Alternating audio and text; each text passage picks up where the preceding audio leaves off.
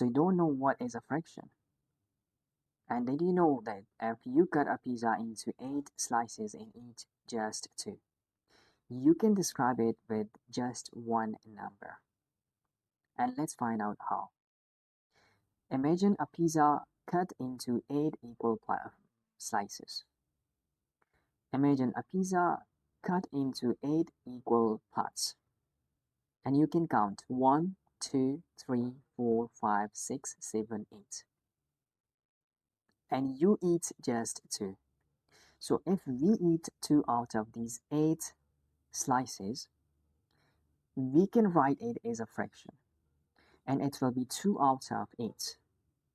So we eat 2 slices out of these total 8 slices.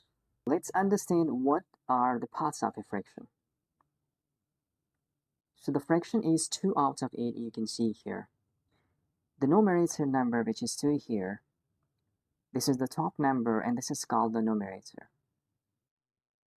And it tells us how many parts we have, like 1, 2. And the bottom number, which is this one, this is called denominator, and it tells us how many equal parts the whole is divided into. So fraction is equal to number of parts we have divided by total equal parts. So number of parts we have just 2, and total we have 8. And let's take some examples, like 1 out of 2 parts. And you can see here, if you have a circle and it is divided into 2 equal parts, like half, so you will represent it as a fraction as 1 over 2. And another example, you have this one, which is where you have a circle and it is divided into 4 equal parts. So here they have taken 3 out of these 4, so the fraction will be 3 out of 4. And next example, you can see here, this circle is divided into 10 equal parts, in 10 equal slices, you can say. And here they have taken half. Half means 5.